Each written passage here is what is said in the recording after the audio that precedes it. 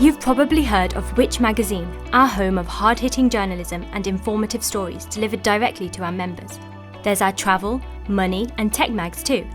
But did you know you can hear some of our best articles for free, available to listen to whenever you like? Each week on the Which Shorts podcast, we bring you a specially selected story, lovingly voiced and produced especially for you on a whole range of fascinating topics. Just search Which Shorts wherever you're listening. Do you know where your toilet roll comes from? And if you do, can you definitely trust the manufacturer's claims? How can you avoid getting taken in by greenwash hogwash? Today I'll be joined by Rob Harrison, the co-founder of Ethical Consumer, and Which's own Lisa Webb, and together we'll make sure you don't get caught short. I'm Harry Kind. And I'm Grace Farrell. And this is Get Answers, for living your best consumer life. When life gives you questions, Which Get Answers. Now, before we start, I just want to give a shout out to Patrick, who emailed us. He said, I love Get Answers and the Which Money Pod. Keep up the good work. Thank you, Patrick. Honestly, that means so much to us. If you ever want to get in touch with us, just email podcasts@which.co.uk. And likewise, if you've got questions that you'd like us to answer, send them our way. Well, Lisa, Rob, thanks for joining us to answer some questions about toilet roll, of all things.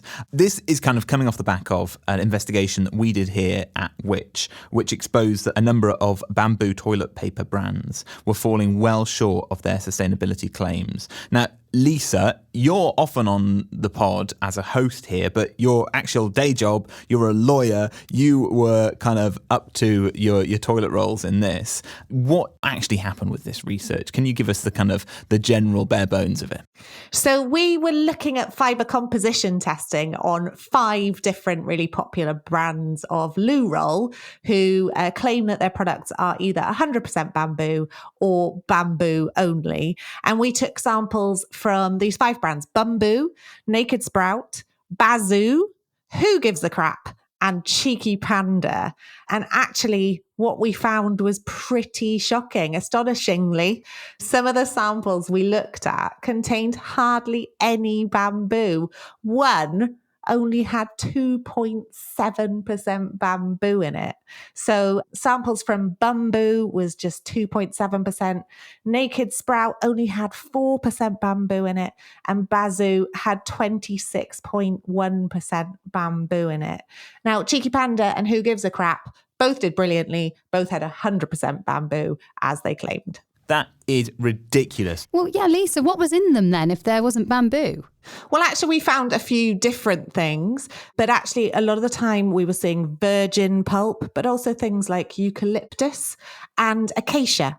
Rob might talk to us a little bit about why that might be problematic, but what we're worried about here is that it's not bamboo. Whether it's acacia, whether it's eucalyptus, whatever it is, if people are being told this is a bamboo product and you're buying it because it's good for the environment, actually, it should be what it says it is on the packet.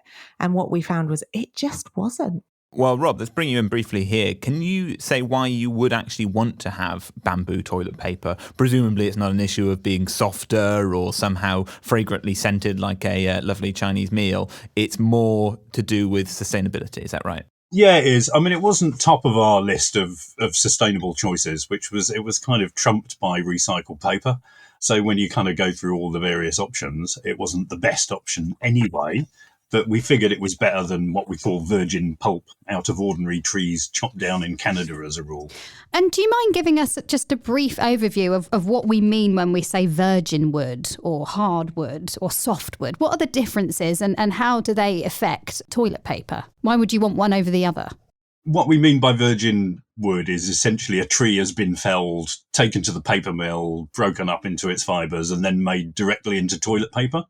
And so there's nothing between the tree and the toilet paper, if you see what I mean. And that wood, is that usually grown specifically for, in a plantation with the intention of it ultimately becoming toilet paper? Or is this, as Lisa was saying, often a case of deforestation and it's not a managed woodland? Well, this is the point. This is why we've seen accreditation schemes for forest supply chains grow up in this space to try and answer your questions, really, because, it turned out that lots of people who claimed that it was a managed plantation were in fact deforesting, old growth rainforest and all this kind of stuff, which was why the accreditation schemes like Forest Stewardship Council grew up in that space.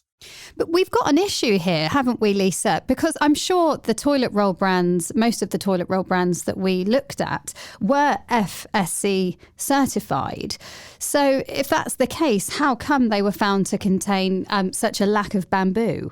Yeah, and actually we reported our findings to the FSC, who have told us that they're really concerned about these findings, and they have actually alerted their supply chain integrity team, and they've said that they're going to be working with the businesses to ensure that the findings are fully investigated. Also, whether or not any action needs to be taken here.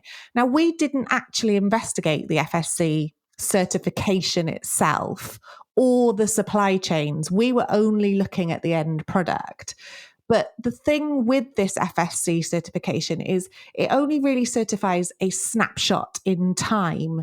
An audit can only really capture that one independent moment in time. It can't really speak for the rigor of the full manufacturing process on a daily basis. So if something does go wrong on one day in the manufacturing process, that could have an impact further down the line. So that's why FSC is looking into this to see what could have gone wrong. Like you said, all of the brands have said, look, we rely on FSC certification here. That's why we assume our stuff is good.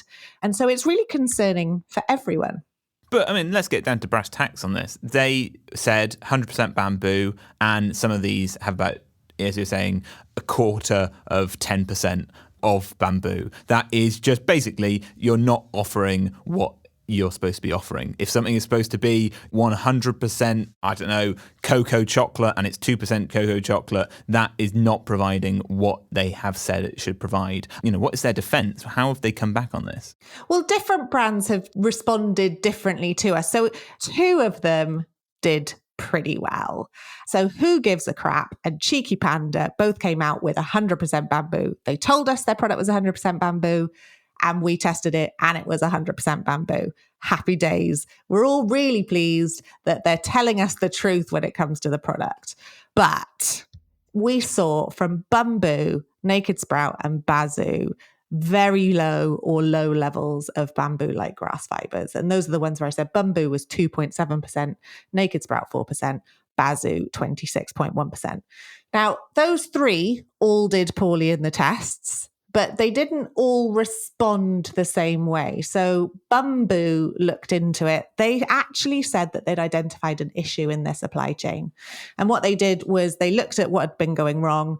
And actually, they've told us that they've taken action to make sure it can't happen again. So hopefully, going forwards, you won't be seeing those types of results with Bumboo again. So we're saying we haven't gone back and retested Bumboo to make sure that this is all accurate. But that's quite a positive response, I think, from that brand. So Bazoo told us that because of its FSC auditing, it thought that it was going to be really confident in its supply chain.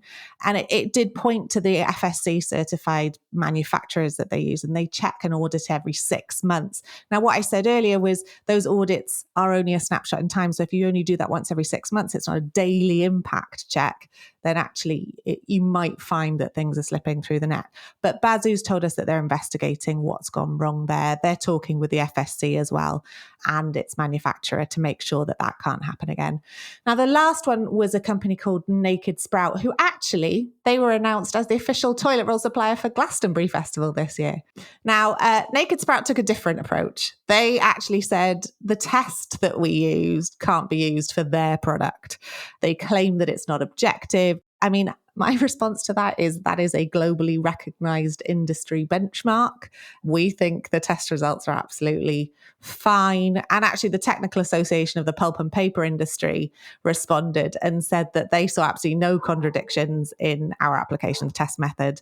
And they actually thought it was a little bit disingenuous of Naked Sprout to suggest that the test method could be applied successfully to other brands, but not for Naked Sprout. So they have not tried to do anything about the results. They haven't sort of suggested that they're going to look into it. They've just said, nah, your tests are rubbish and we don't believe you. Rob, is this kind of blatant gap between what people are being told about their toilet paper and what actually is the case surprising to you? Or is this something, the kind of thing that you've come to expect? I mean, in a sense, you feel some sympathy for the brands who have gone with the best certification in the room, been told that it's okay, and then they find out that they've been selling rubbish, if you see what I mean, or that it's the certification system that's let them down. So I don't think that there's necessarily knowingly greenwashing in this space. It's kind of unconsciously greenwashing because we thought we were doing the right thing, but it turned out that we weren't because the certification system was a bit poor. Well, as I say, the naked Sprout response does look like it could do with some improvement. The thing that's really important to remember here is, yes, of course, sustainability is an issue. And yes, of course, we want to be able to make sure that the products contain the best possible ingredients. But actually, there's a wider issue here with, for example, greenwashing. Now, we're not saying that this is a deliberate greenwashing effect, but if consumers think they're getting one thing and they're spending perhaps more money on that because they think it's better, whether that's for the environment or for other reasons, but actually it's not, then those consumers are being misled. And whether that's a deliberate misleading or not, it's still misleading. And there are plenty of rules out there around not misleading consumers. We've got the consumer protection regulations out there that explicitly say you cannot mislead a consumer in claims about a product. You have to be selling them what you tell them it is.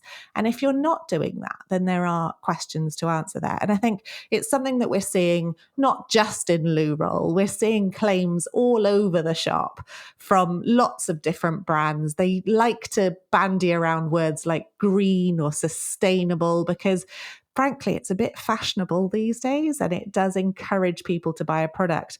But if you're going to use claims like that, you're going to tell people that something is 100% bamboo, you better make sure it is.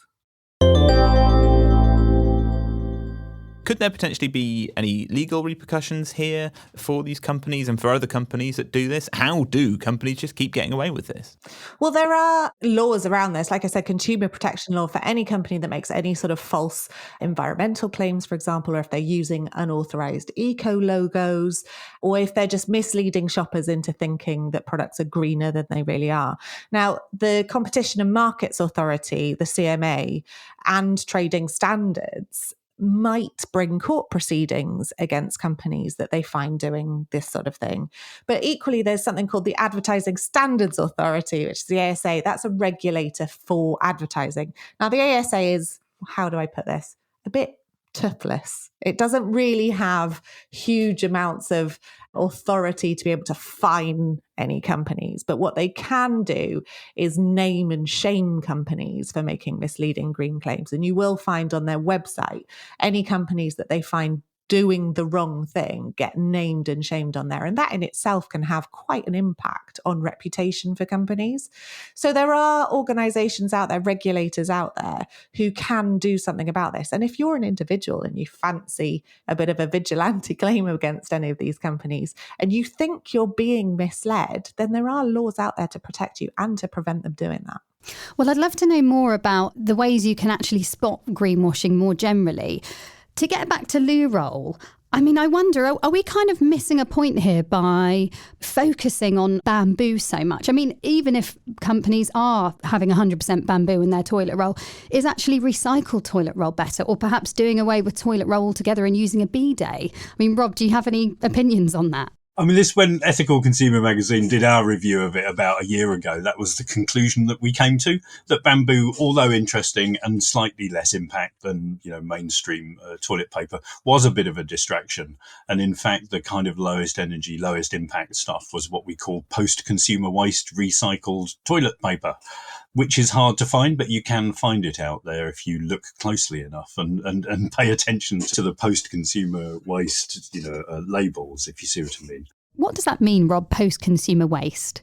So you can label your products as recycled paper if it's made of offcuts from the industry. For example, when you're putting together, you're printing a book or something, there's loads of stuff left on the floor, sweep it up, put it into a thing. So basically industry offcuts are often used in recycled paper manufacture, not least because they're quite high quality at that point because they haven't been used for anything. However, it does make sense, particularly as you say with toilet paper, something that's used once and then thrown down the drain, not to be using really anything of high quality at all if you can get away with it. And so post-consumer waste, it's been used as newspaper, printing, cardboard, all sorts of stuff. So it's come from the boxes that are collected outside your door or the things in the street that you put your consumer waste into. So ideally, that's the best place for toilet paper to come from, in our view. And presumably, I suppose for anyone who's listening at home thinking, oh, do I want to be wiping my bum with sort of post-consumer waste paper? Presumably it goes through all sorts of treatment processes and it's perfectly hygienic. Yeah, of course it is. And I think this was one of the issues when recycled toilet paper first hit the market, I guess was in the 1990s when some of the small green niche companies were experimenting with it. I think they found in customer research that people didn't like the idea of post-consumer waste recycled paper. It's a funny name, isn't it? Real right in the context of toilet paper. And, in theory, you ought to be able to kind of disassociate all those ideas in your head. But it didn't work well with the marketing. But ultimately, that's part of our job, perhaps, as consumer publishers, to educate people to go, actually, don't worry about this. This is fine, because this is the best way to have the lowest impact. I think in my head, I do sort of, and I know this isn't true, and I know this is a total just made up in my own head, but post-consumer waste sometimes makes me think someone else has wiped their bum and then just handed it to me for me to use. That's sort of what it feels like, right? That term sort of makes you think, oh, I'm just using someone else's loo roll after they've used it. This is what the focus groups told the big companies when they looked to move into this, which is why they're not using or making those claims or using this stuff. Tell you what I would like, though, one of those Japanese loos that washes your bum for you. A bidet. Or a bidet, yeah. But the Japanese ones, they do all sorts of fancy stuff, don't they? You can have warm water, you can have lovely warm air. Scented. Exactly. There's in Peckham, there was pre-lockdown, might not be there anymore, but there was a sake bar that had a Japanese loo. And oh my goodness, I just used to go there just to use the loo. It was brilliant. On that, how big a deal is toilet roll in this? We're all doing our bit for sustainability. If we switch to, a bamboo toilet roll, we spend a bit of money on going to a recycled toilet roll, is ultimately that all going to be wiped out of our whole lives' work by just one extra holiday to Athens that really it's not actually having that much impact? I mean, yes, in a sense, that is true. But then it's also true that everything that you do has some impact and minimising all of it does make sense. But it's, I guess it's not an excuse to have an extra holiday to Athens, is it? I use recycled toilet. I mean, this is one of the problems, if you like, with reducing consumer impacts, because when consumers think they've made it, like TV, whatever, the electrical industry has managed to reduce usage and consumption lots. And what's happened is that everyone now has massive TVs and massive fridges. So in fact, the overall consumption has actually gone up, even though industry is doing great things in reducing the amount of energy used in products. So you have to be careful not to kind of copy things across from other activities. Well, it's a particular problem in the UK, actually, because according to Statista, the average Briton uses 127 rolls of toilet paper a year, which is more than twice the European average, and the third highest in the world. It's interesting that you'd have to disaggregate that between girls and boys, right? I'd have thought would be like the major thing. This is actually a woman's problem. Not want to put all the blame, but I'm going to guess statistically you're talking about like a 2-to-1 toilet roll ratio. I don't know, because I think women are more likely to fold rather than scrunch, and you use less toilet roll if you fold it than if you scrunch it. This would be a great use of polling if we could get someone getting the data out in the field to find this out. Should we go for a break and come back and talk about greenwashing more generally? Like listening to podcasts just like this one from the team at Which? Well, we've got some good news. All our podcasts are now available to listen to on YouTube and YouTube Music. So whether you like listening to Get Answers, Which Shorts or Which Money, all episodes can now be listened to directly on YouTube or through the YouTube Music app. To find them, just search for the podcast you'd like to listen to.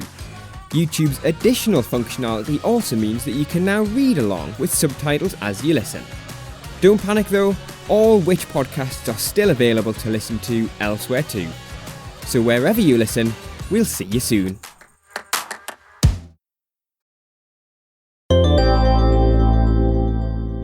This week on Get Answers, we're staying glamorous and talking loo roll, but in the weeks to come, we'll be looking at ticket scams, AI, and we might even take on the mighty air fryer. Get your questions in at podcasts@which.co.uk. Lisa, what actually is greenwashing? How do we define that? So messages basically from brands and businesses are always trying to persuade us that their product's the one that's worth buying.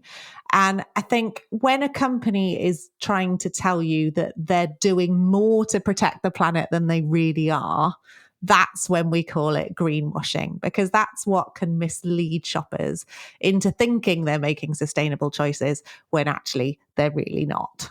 And what are some of the most common examples that you tend to see of greenwashing? Well, a lot of the time you'll hear people actually use or see people using the word green, or they'll just cover the colour green all over their product. So you'll see just a product being covered in green plastic, for example, and you just think, well, that's a bit controversial. It's plastic, but it's green. So the word green gets used a lot. So does the word sustainable. And in fact, there really isn't much of a definition for what that means. So those types of words to look out for, I think. You might also see things like bunny rabbits and lambs and lovely meadows with flowers in them and a lovely blue sky with sunshine in it in their marketing, because those are all sorts of things that evoke the idea of a lovely clean countryside that hasn't been impacted by all of the plastic that's washing up on shores. So those are the sorts of things to look for. Lisa, you raised a really interesting point, and I'd like to go back to that. I mean, it's buzzwords like natural, eco-friendly. They don't actually have a legal definition, do they? And I know that the word organic is strictly regulated in the food industry, but it isn't actually regulated in the toiletries industry. And so it's really important that you actually look for an accompanying certification, I suppose. Yeah, and these certifications are important. We did talk about the FSC certification earlier when we were discussing the testing that we did. And yes, of course, what we found does slightly impact whether or not we think it's hugely reliable, but it's still more reliable than no certification. And so I do think it's still important to look for these types of certifications like FSC if it's a paper-based product. Now, there are other words. I mentioned sustainable gets bandied around a lot, and it's not just loo roll. We know, for example, lots of clothing brands like to call themselves sustainable because they, for example, use recycled plastic bottles in their clothing brands, in the material they use. But actually, I think there's quite a lot of evidence out there to suggest that a plastic bottle can be recycled numerous times before it becomes redundant. But as soon as it gets turned into clothing, that's going to be the end of its life cycle. So actually, is that any more sustainable? So using words like that can be really misleading. And plastic makes me think of the packaging that our toiletries come in. I mean, I suppose you want the least amount possible. It's not always that paper's better than plastic. I suppose it's all sorts of things like how easy is it to recycle? How clear is it on the label how you recycle that product?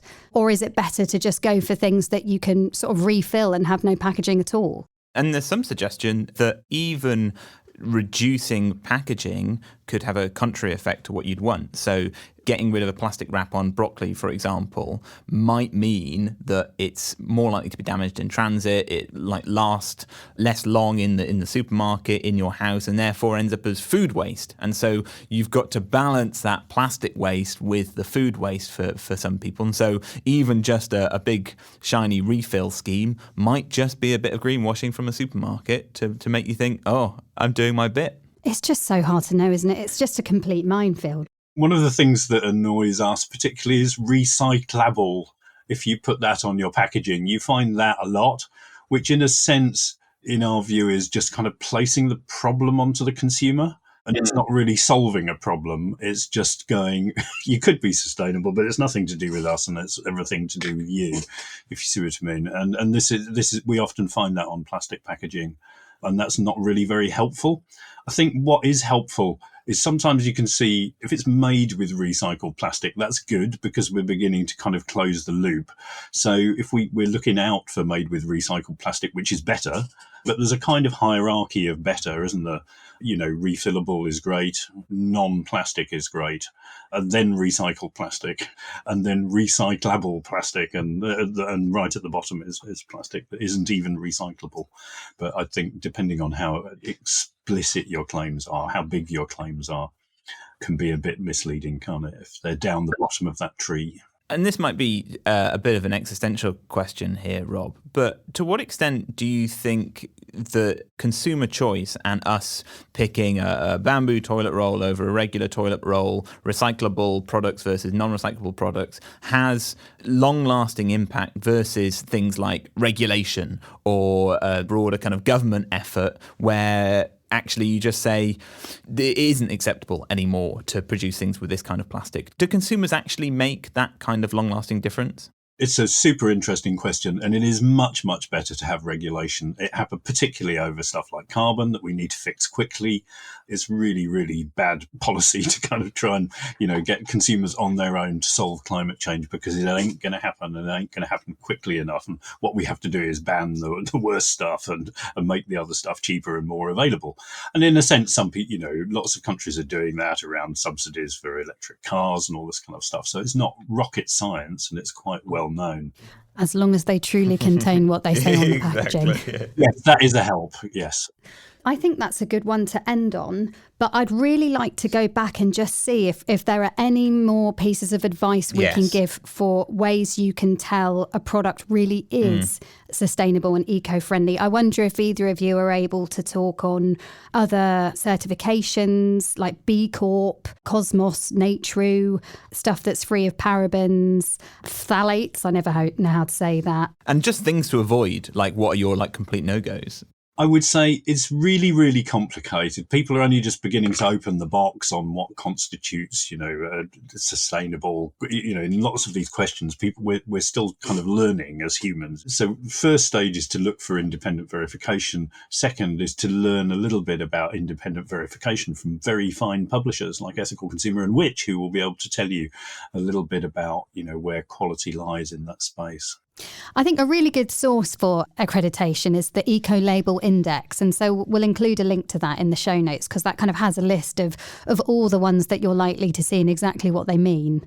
Rob's mentioned seeking out third-party verification, but I think if you can't find the sustainability data you need, or you think the information you're being given by a brand might not be right, ask them. It's completely fine for you to ask questions. And I think social media is actually really great for that, because you can quiz companies on their social media feeds publicly, and then they're expected to answer you there and then in front of everyone. And it means that other consumers can also see what their answers are.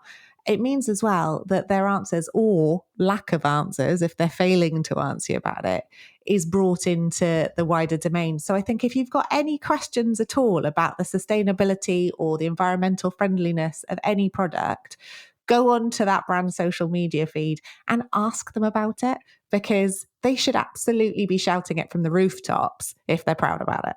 Well, on that note, I presume if people want to find out more about how to generally be a better eco-consumer and ethical consumer generally, where can they find out more about you, Rob, and Ethical Consumer?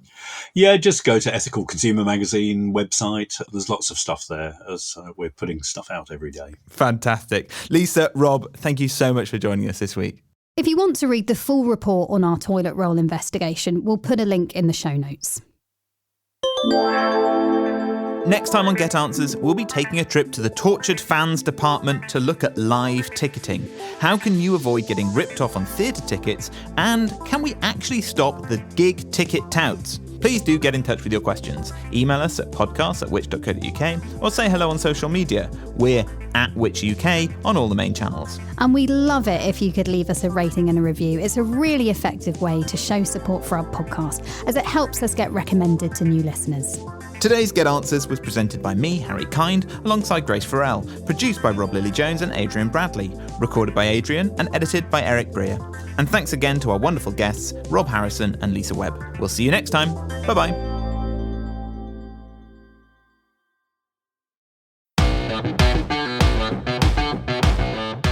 Want to stay ahead of fraudsters and across the latest scams?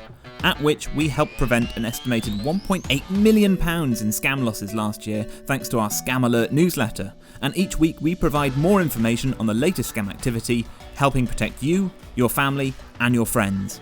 Stay in the know and avoid falling victim to scammers by joining over 450,000 people already signed up to our free Which Scam Alerts. To join them, head to which.co.uk/scamalert and sign up today.